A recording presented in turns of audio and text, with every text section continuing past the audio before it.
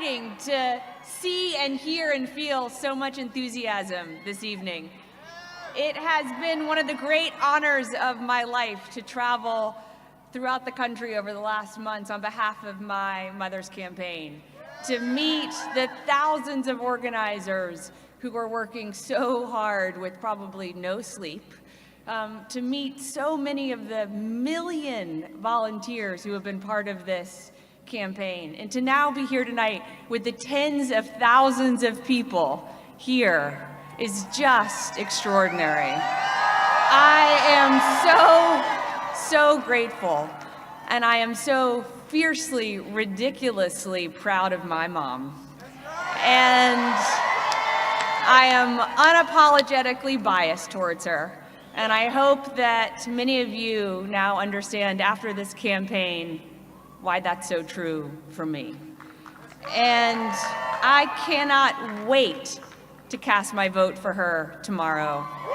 And I like to think I'm the most excited person here, but my dad might be even a little bit more excited than I am.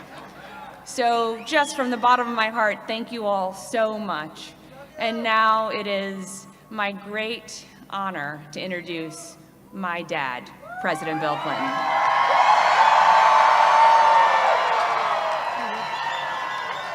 Thank you. First of all, you just saw one of the reasons you should support Hillary for president. I am so proud of our daughter. I'm grateful for her. I'm grateful for all of you who've worked for her from the beginning to today. I'm grateful to Bruce Springsteen and John Bon Jovi. I'm grateful to all of you.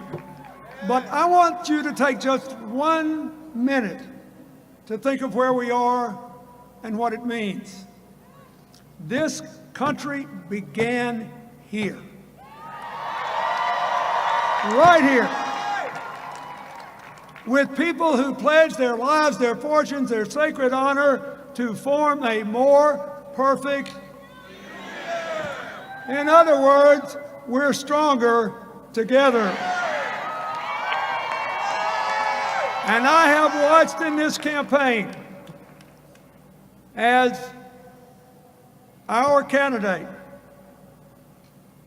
lived a campaign as she has lived her life, dedicated to making changes for other people, proving that no matter what came along, that no matter what they hit her with, no matter what obstacles were in the road, she would keep her eyes on other people, on the futures that our children, our grandchildren deserve, on how we could move forward together. And no matter what happened, she said, we're stronger together. That means answers are better than anger. Empowerment's better than resentment. Working together is better than fighting all the time, and it's way better to lift somebody up than put people down. That is the candidate you were for. And tomorrow, the American people are going to be given a chance, one more time, to form a more perfect union. It will be because we're losing our great president to term limits. It will be a change election, and we have to decide, are we going to change forward, together, or backward? I think you know what the answer is going to be. And I think that all of us owe a great debt of gratitude to the President, to the First Lady, to the administration of Barack Obama. I loved it when he said at the Democratic Convention in Philadelphia that Hillary was the best qualified person to run for president, more qualified than he was, and he looked at me and said, and more qualified than you were. I would now like to introduce the person I think has proved to be the finest surrogate supporter any candidate for president ever had, Michelle Obama, our First Lady.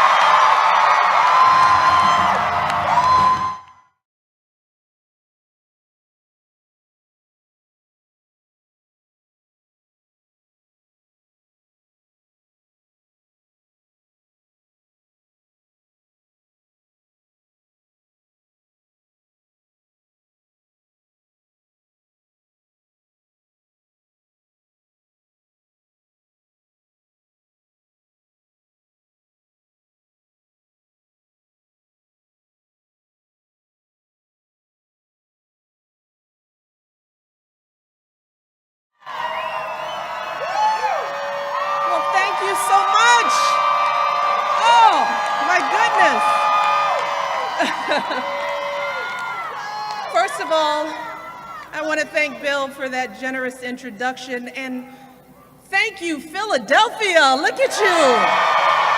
Wow. What an amazing crowd. What an amazing night. This is truly an emotional moment for me for so many reasons. First, we are one day away from once again making history. Tomorrow, we have the chance to elect someone who is singularly qualified to be our president, our friend Hillary Clinton. She is a phenomenal woman who has devoted her life to helping others. Kids in crumbling schools, families struggling to get by, women who need a voice. And let me tell you, when the going gets tough, Hillary is the person we want on our side because she never gives up. She never quits. She refuses to ever be knocked down, pushed around, or counted out. And on top of all that, she is an outstanding mother, a loving and loyal wife, a bold and brilliant woman who is an inspiration to me and to millions across this country. And in just a few hours, we have the power to make her our next president. Now, how amazing is that? So I am honored to be here on this stage on the eve of this historic moment. I'm also emotional because in many ways, speaking here tonight is perhaps the last and most important thing that I can do for my country as First Lady. And let me just take a moment to thank you, to thank the people of this country for giving our family the extraordinary honor of serving as your first family. Thank you for your love. Thank you for your prayers. Thank you for welcoming us into your communities with open hearts, for giving us a chance, whether you agreed with our politics or not. Every day, you have inspired us with your courage and your decency. And every day, we have tried to make you proud and live up to the standard of citizenship that you set. Because we know that our words and actions are a reflection to the world of who we are as a nation. And more importantly, our actions are a reflection of what behavior we hope our children will emulate. And we believe that our responsibility to you and to this country does not end when we leave the White House. That's why Barack and I have been working so hard in this election, because we believe that we have a duty to ensure that this country is handed over to a leader that we all can trust. A leader who takes this job seriously. Someone who is truly ready to be commander-in-chief on day one. We deserve a leader who will ensure that our daughters are safe and respected, and that our sons understand that truly strong men are compassionate and kind. We deserve a leader who sees the dignity and humanity in all of us, and who will encourage us to see the better angels in one another. We deserve a leader who sees our diversity not as a threat, but as a blessing. A leader who sees us not as rich or poor, but as hard-working folks doing the best we can with what we've got. A leader who sees us not as Democrats and Republicans, but as...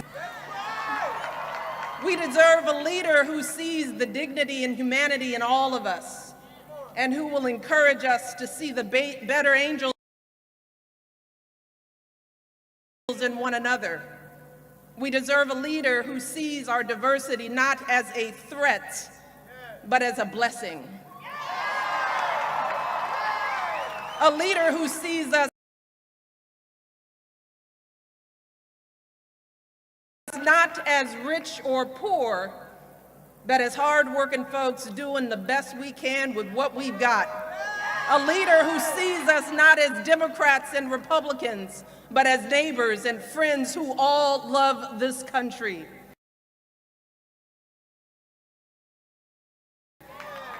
Who sees us not just as Black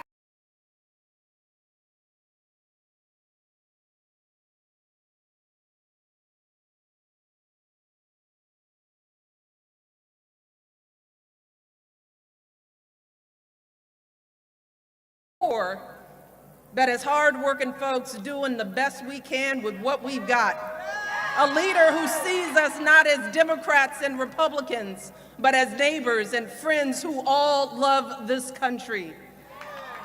Who sees us not just as Black or white, immigrant or native born, but as brothers and sisters who are all infinitely worthy, all an important part of this great American story.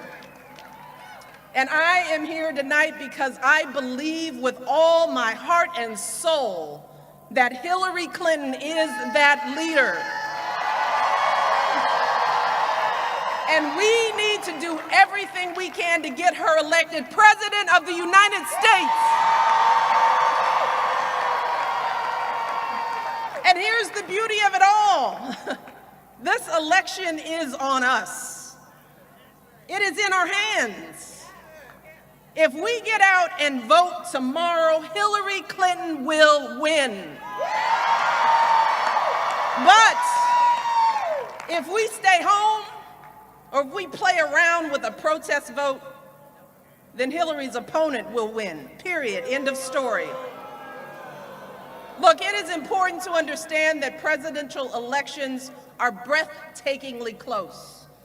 They are decided by just 5, 10, 15 votes per precinct. So by just taking a few minutes out of your day tomorrow to cast your vote and bringing your friends and family with you, each of you has the power to swing an entire precinct for Hillary. And if we swing enough precincts, we will win this state, we will win this election, and we will continue the progress that we have all made together these past 8 years. We will do this. That is the power that you have. Tomorrow, with your vote, you can stand up to those who seek to divide us and make us afraid. You can declare with one voice that we are always stronger together. Tomorrow, with your vote, you can say that this country has always been great, that it is the greatest nation on earth, a country where a girl like me from the south side of Chicago, whose great-great-grandfather was a slave, can go to some of the finest universities on earth. A country where the biracial son of a single mother from Hawaii and the son of a single mother from Hope, Arkansas can both make it to the White House.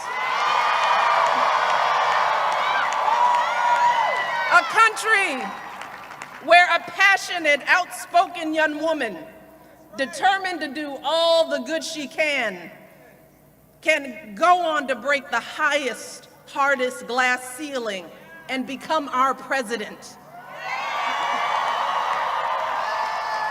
That is the power you have and the history you can make tomorrow, but only if we get out and vote for Hillary Clinton. So can we count on you? Can Hillary count on you? We've got to get this done. You've got to get out and vote. We can make this happen. So I now have the honor of introducing my husband to the stage.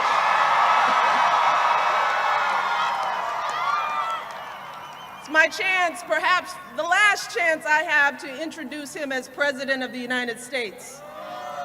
So I just want to take a moment to publicly say how proud I am of all that he has done for this country.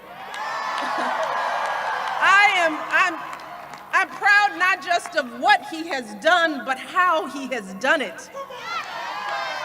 Getting the job done in the face of unimaginable challenges, always going high when they go low. Showing us all what intelligence, dignity, and grace really look like. And never ever compromising his values or beliefs. Ladies and gentlemen, I introduce to you the love of my life, the President of the United States, Barack Obama.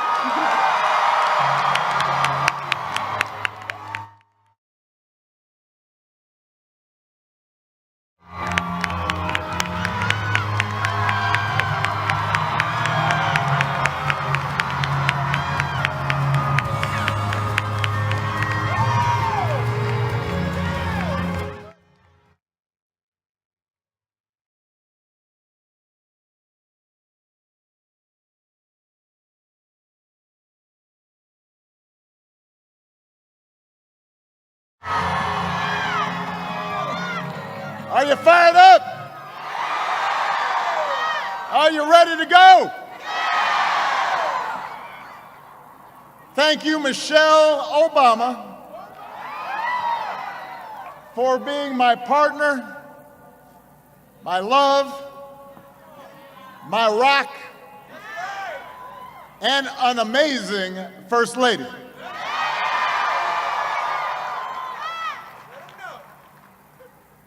Eight years ago, I asked all of you to join me on an unlikely journey.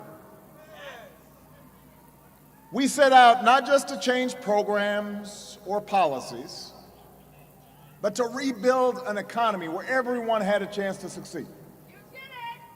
To reform Washington so that your voices would be more powerful than entrenched lobbyists. We set out to keep America safe and strong, not just with the might of our arms and the extraordinary valor of our troops, but with the power of our ideals. To shape a changing America so that everybody belongs and everybody has a part, everybody has a responsibility. Now, we didn't know when we began that America would fall into the worst economic crisis of our lifetimes. But in the face of great challenges, in the face of entrenched interests, in the face of, in some cases, unprecedented obstruction and a cynical Washington, we stayed with it. The American people stayed with it. And because of your resilience, because of your strength, because of your faith, we turned yes we can into yes we did.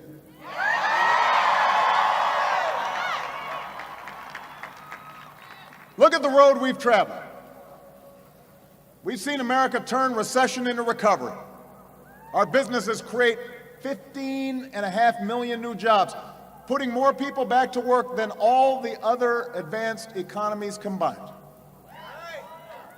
A resurgent auto industry has led the fastest manufacturing growth since another Clinton was president. Incomes are rising. Poverty is falling.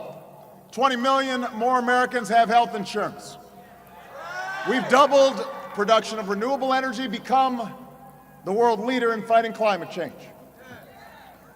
Marriage equality is finally a reality from coast to coast. We brought home more of our men and women in uniform. Took out Osama bin Laden. And almost every country on earth sees America as stronger and more respected today than they did 8 years ago. In fact, because Bill Clinton is here, I did some math, a little arithmetic. Under the last two Republican presidents, job growth was basically flat. Deficits went up. Over our two Democratic presidencies, Jobs went up by more than 30 million. Deficits went down. Millions more Americans gained health insurance. So yes, with Democrats in charge, America is stronger. Those are just the facts. And with just one more day to go, we now have the chance to elect a 45th president who will build on our progress, who will finish the job, who already has the respect of leaders around the world and the people they serve, who is smart and who is steady and who is tested. Someone who comes to this office as well prepared as anyone who has ever run. More than me, more than Bill, the next president of the United States, Hillary Clinton.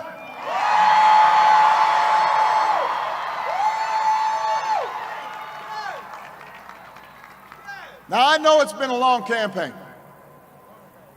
There's been a lot of noise and a lot of distraction. At times, it's felt more like a reality show or even a parody. But tomorrow, Philadelphia, the choice you face when you step into that voting booth could not be clearer and could not be more serious. On the economy, Donald Trump is uniquely unqualified to be our chief executive. That's why most CEOs and economists don't support him. He would trigger a reckless trade war that costs jobs, strip 20 million Americans of their health insurance, roll back the new rules designed to check Wall Street recklessness and protect consumers, and would roll back the regulations we put in place to preserve this planet for our kids. On foreign policy, Donald Trump is temperamentally unfit to be commander-in-chief. Don't take my word for it. Listen to the Republicans who've refused to support him.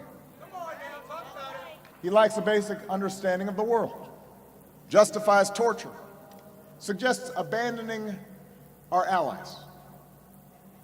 Over the weekend, his campaign took away his Twitter account because he's erratic.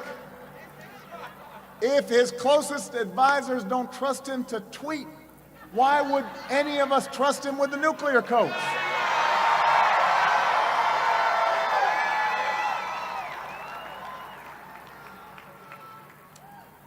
More than his policies or his plans, though. Throughout his campaign, Donald Trump has shown utter contempt for the values that make this nation great. Anyone who sees women as objects, minorities and immigrants as inferior, other faiths as presumptively un-American, cannot lead this diverse, dynamic, big-hearted country that we love. And so all of this should give you reason enough to vote tomorrow. But you don't just have to vote against someone. You have somebody extraordinary to vote for. Philadelphia, you've got someone outstanding to vote for in Hillary Clinton. I'll be honest.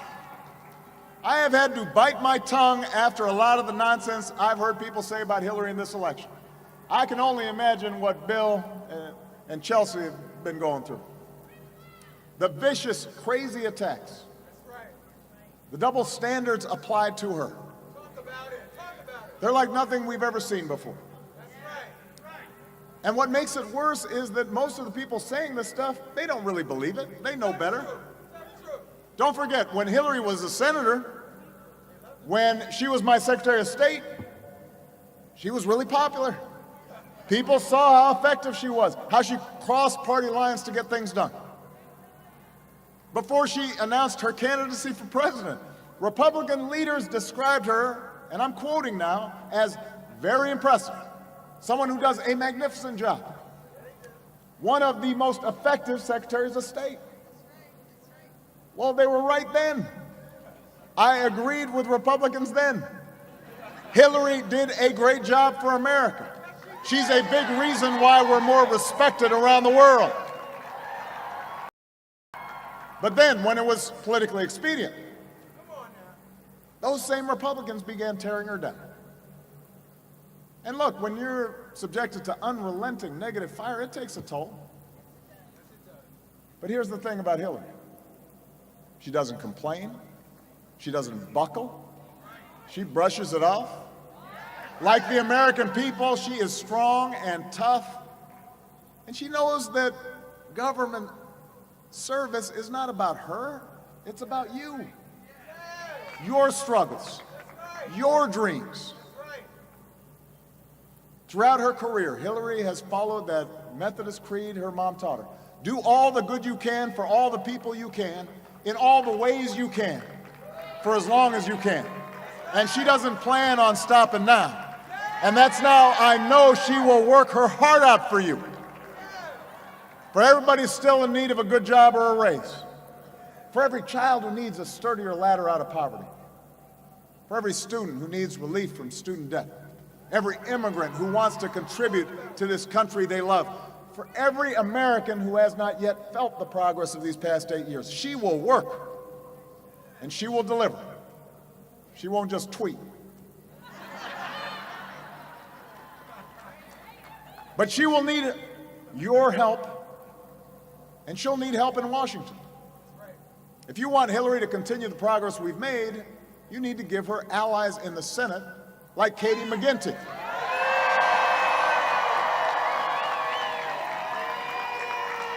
You cannot, there she is right there, you cannot just stick Hillary with Republicans in Congress who are already promising even more unprecedented dysfunction in Washington. That would be hard to do, but they're promising it. More shutdowns, more obstruction, years of hearings and investigations. You know, gridlock is not mysterious. It's not something that happens because both sides are being equally unreasonable. It has been a stated Republican strategy since I took office. And the only way to break it is to make those who engage in it pay a price by electing more Democrats tomorrow.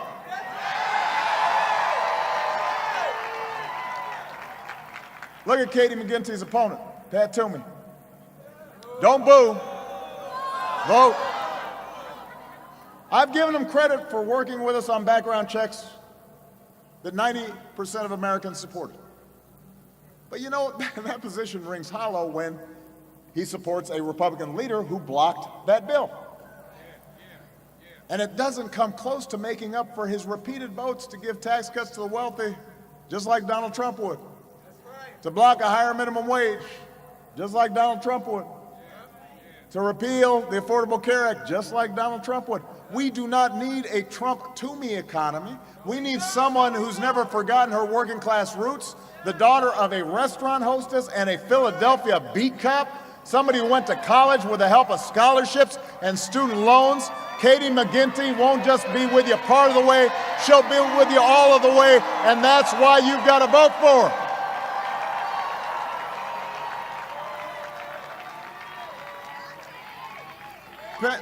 Katie.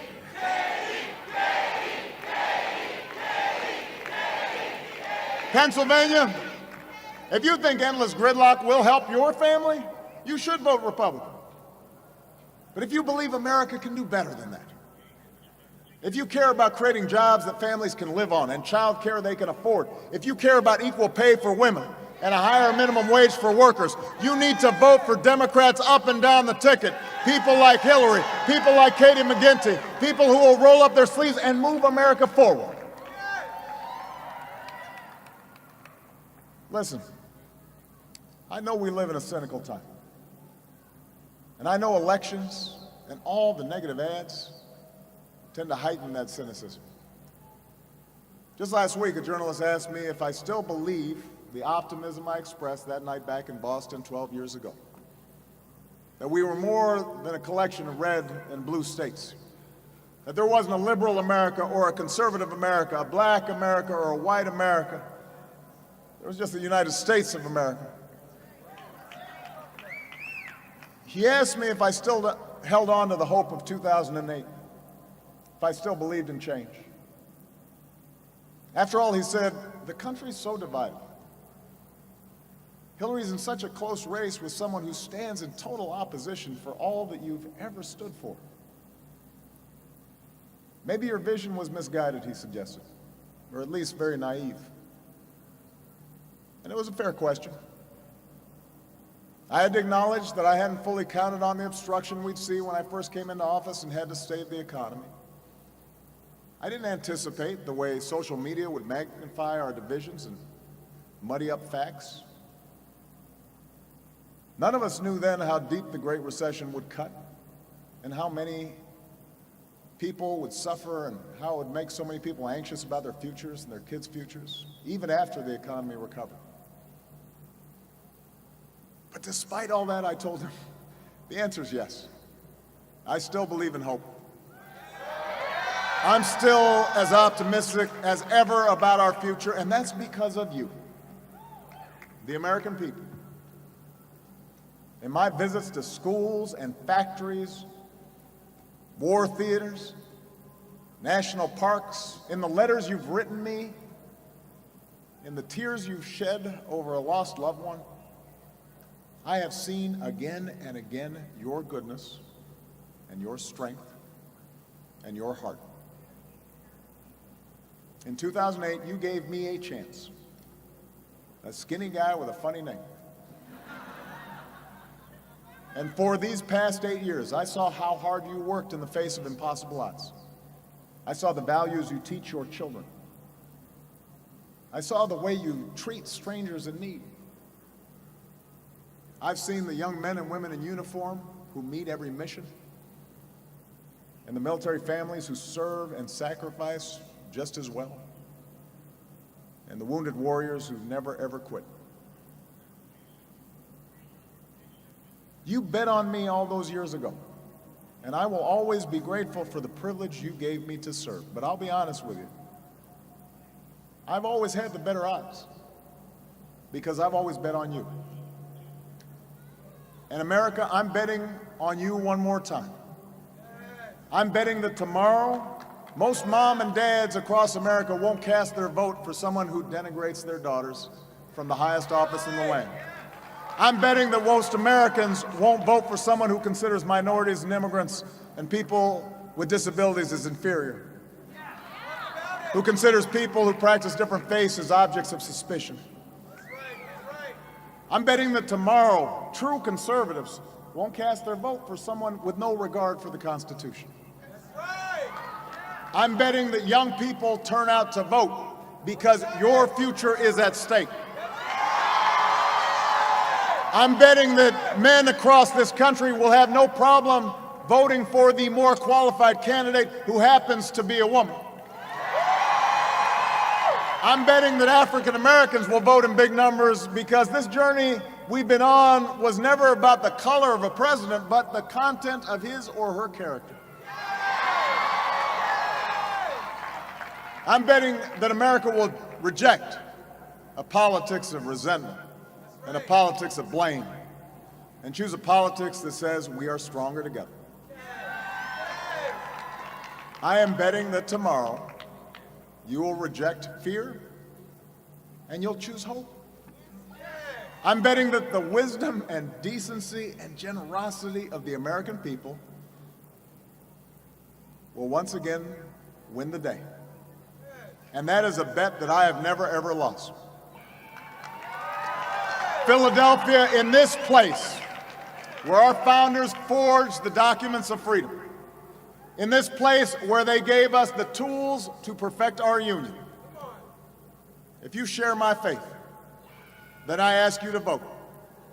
If you want a president who shares our faith in America, who's lived that faith in America, who will finally shatter a glass ceiling and be a president for each and every one of us, then I'm asking you to work as hard as you can this one last day to elect, my fellow Americans, this fighter, this stateswoman, this mother, this grandmother, this patriot, our next president of the United States of America, Hillary Clinton.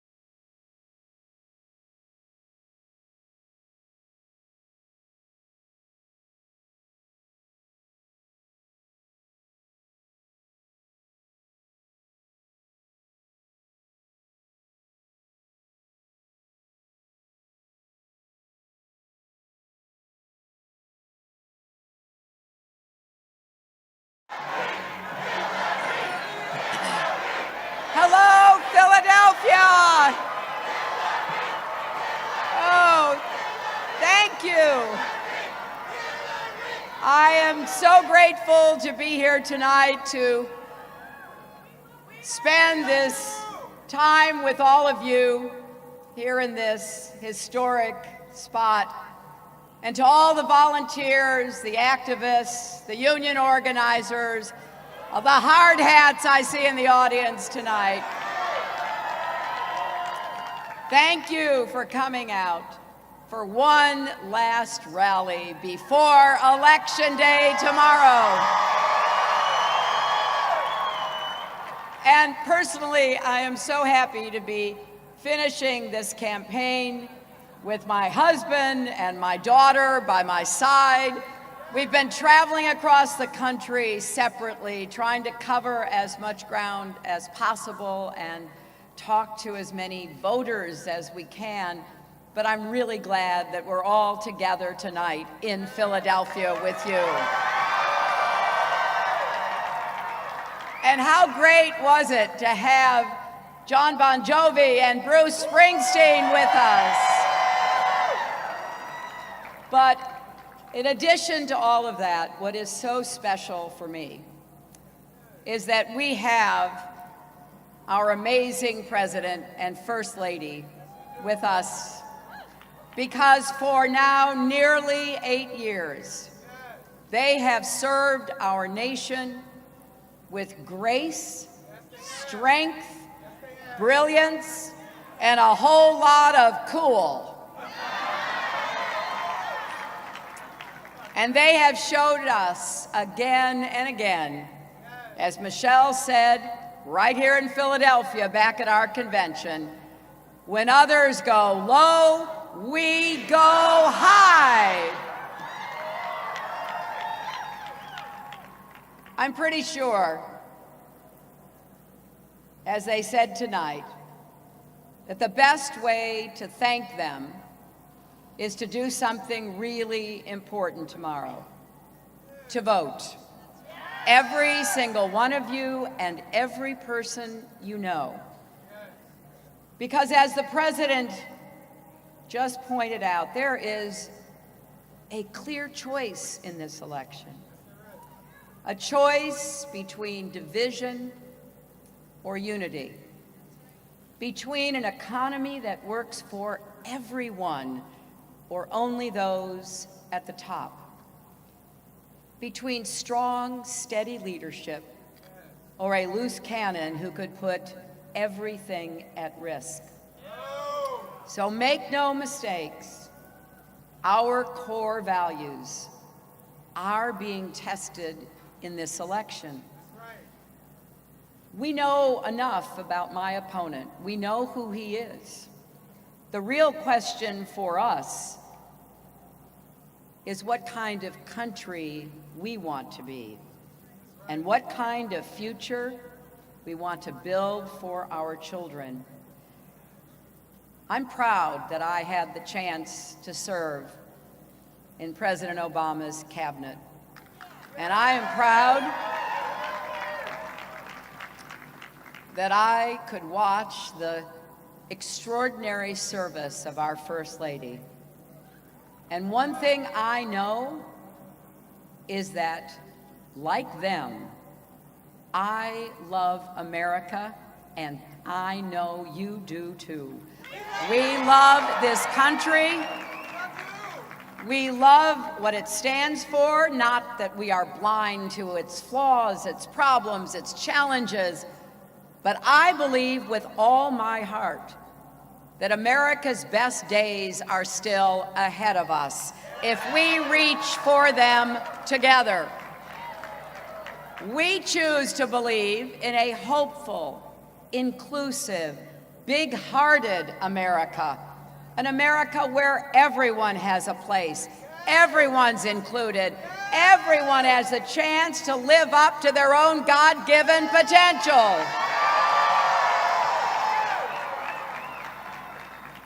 There have been so many memorable moments in this election for me, and most of them revolve around the people that I've had the privilege of meeting.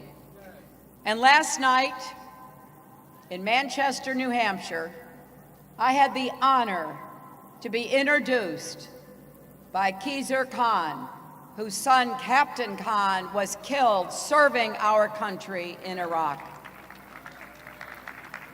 Just as he did here at our convention, Mr. Khan again reminded us of the responsibility we all share to protect and defend our Constitution.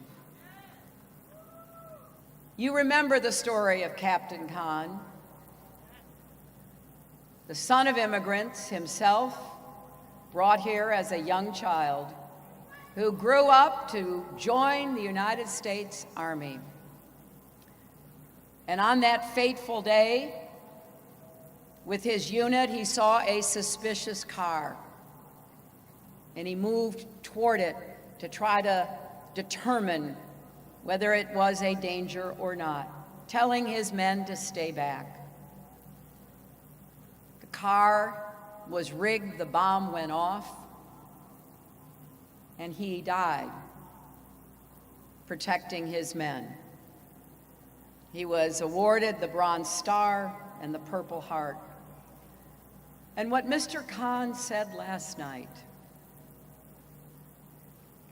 is something I want us all to remember.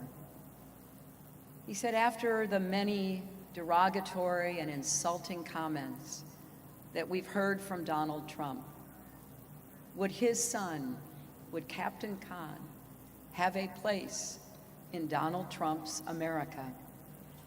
That's an important question for all of us, because we don't want to shrink the vision of this great country.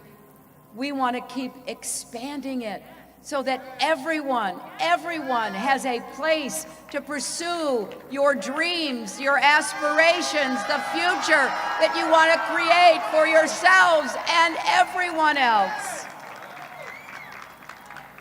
Think about that when you go to the polls tomorrow. Think about how throughout our history, generations of Americans just like us have come together to meet the tests of their time. And yes, as President Obama said, it started right here in Philadelphia, when representatives from 13 unruly colonies came together to launch the greatest experiment the world has ever seen. Our parents and grandparents defended that democracy. They built the great American middle class. They marched for civil rights and voting rights, for workers' rights and women's rights, for LGBT rights and rights for people with disabilities. And tomorrow, we face the test of our time. What will we vote for, not just against? What will we decide is on the ballot? Because although my name and my opponent's name may be on the ballot, every issue you care about is on that ballot. If you believe that America thrives when the middle class thrives, then you have to vote. If you believe all of our kids should have good schools and good teachers no matter what zip code they live in, then you have to vote. If you believe college should be more affordable, you have to vote. If you believe we must reform our criminal justice system so everyone has respect for the law and everyone is respected by the law, you have to vote. If you believe we need to protect our kids and pass common sense gun safety reforms, you have to vote. If you believe we must raise the minimum wage and finally guarantee equal pay for women, then you need to vote. Now, you know, every time I say that last part about equal pay for women, my opponent accuses me of playing the woman's card. Well, you know what I say. If that's playing the woman's card, then deal me in. So it is not just my name or Donald Trump's name on the ballot tomorrow. Every issue you care about is at stake. And that is just the beginning, because we have to bridge the divides in our country. I regret deeply how angry the tone of the campaign became. Not your fault.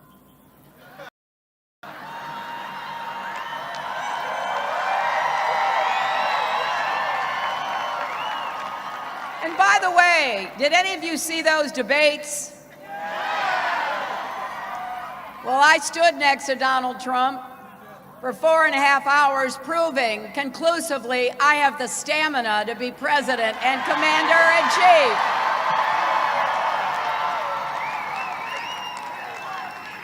But I have to say,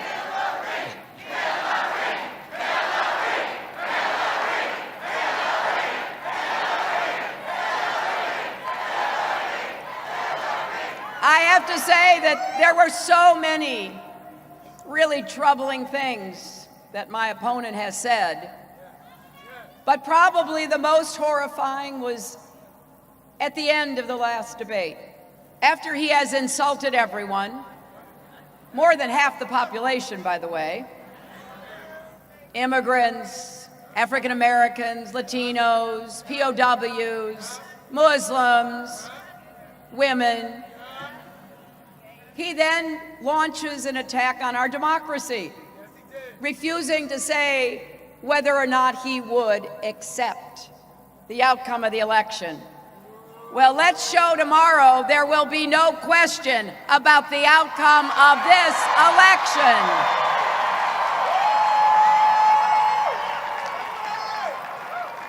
But I also want you to know I will be a president for all Americans.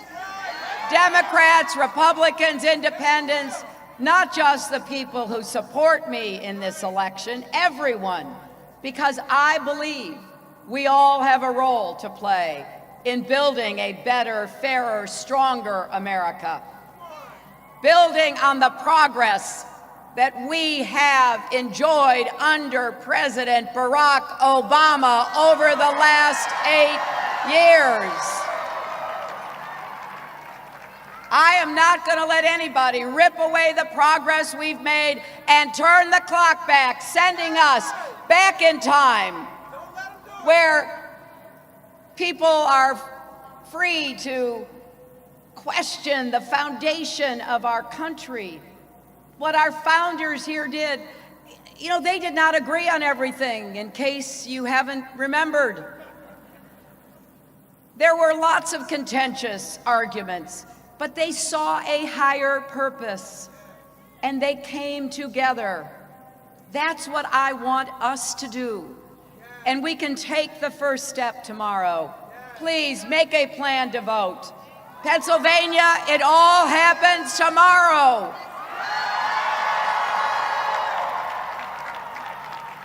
If you text the word PLAN, P-L-A-N, to 47246, we will walk you through where to vote, when to vote, how to get there. You can do that right now. And please tell your friends, your family, your neighbors. And you can go to iwillvote.com and get all the information you need. Every person who lives in Philadelphia lives within 5 blocks of your polling place. That's it, just 5 blocks. And the polls open at 7 a.m. and they close at 8 p.m.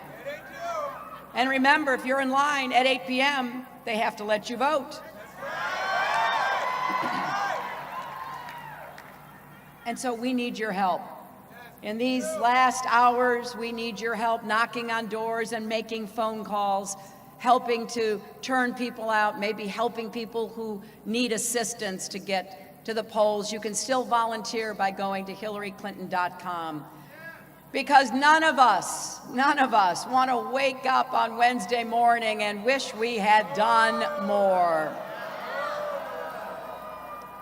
Years from today, when your kids and grandkids ask what you did in 2016, when everything was on the line, I want you to be able to say that you did vote. You voted for an inclusive, big-hearted, open-minded country future that will make sure that we all keep moving together, because I do believe we are stronger together. And you voted for an America where we build bridges, not walls. And maybe most importantly, you voted in great numbers to demonstrate conclusively, once and for all, that yes, love trumps hate. Let's get out and vote, Philadelphia, tomorrow. Let's make history together. Thank you, and God bless you.